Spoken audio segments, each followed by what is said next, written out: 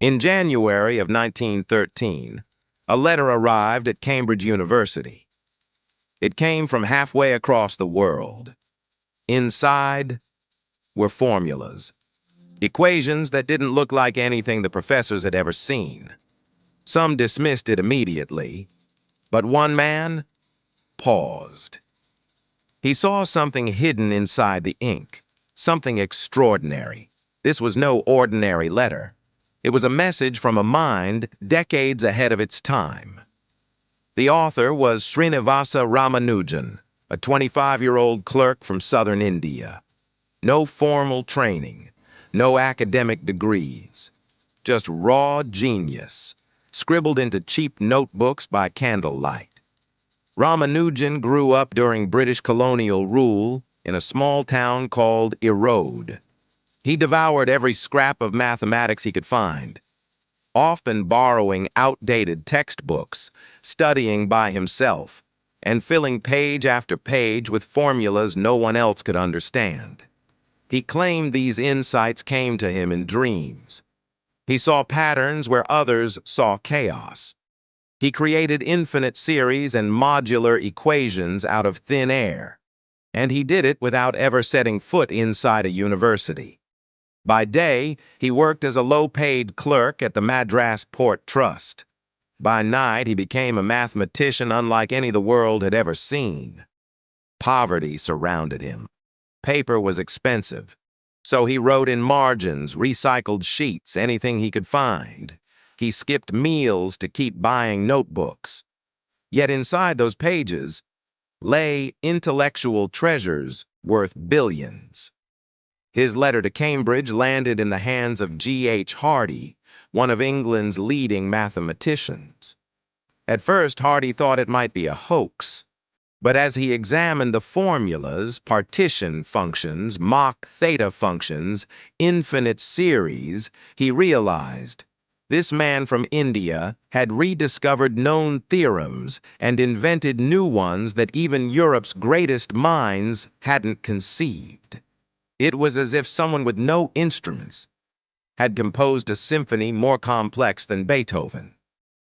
Hardy invited Ramanujan to England, and so began one of the most remarkable collaborations in mathematical history.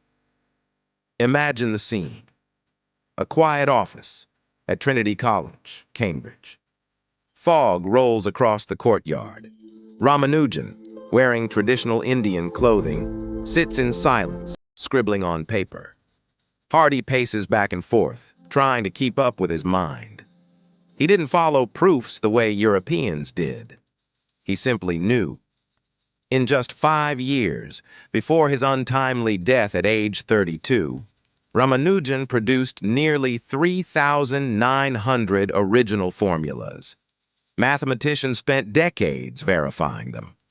Many turned out to be true, some so advanced they weren't proven until the 21st century. Among them, formulas now used in string theory, quantum physics, computer algorithms, and cryptography. His work on partition functions even helped lay the mathematical foundations for modern internet encryption. But here's the twist. While his ideas became the backbone of billion-dollar technologies, Ramanujan himself died poor. No patents, no fortune, just notebooks. For nearly a century, many of his formulas sat in archives forgotten. Then, in 1976, mathematician George Andrews discovered a lost notebook, packed with extraordinary equations. That single rediscovery sparked new breakthroughs in fields Ramanujan never lived to see. His mind had quietly created value the world wasn't ready to recognize. His fortune was intellectual, invisible, unclaimed, but world-changing. And here's where this story becomes about us. In today's world, modern Ramanujans are everywhere. They're not famous. They don't have TED Talks or Fortune 500 companies. They're open-source developers writing obscure algorithms that big tech quietly integrates. They're scientists in underfunded labs, filing patents that sit dormant for decades, until suddenly someone realizes their worth. They're everyday people with deep insights that the world hasn't noticed yet. History doesn't always reward genius immediately, but time does. Think about this. Every major technological revolution, the internet, AI, blockchain, clean energy, started with people who saw what others ignored. They didn't follow trends. They built the foundations before anyone realized they were valuable. Ramanujan didn't chase recognition. He followed his vision, and long after his death, the world caught up, and his work became the backbone of entire industries. Now, ask yourself, where are the hidden geniuses today?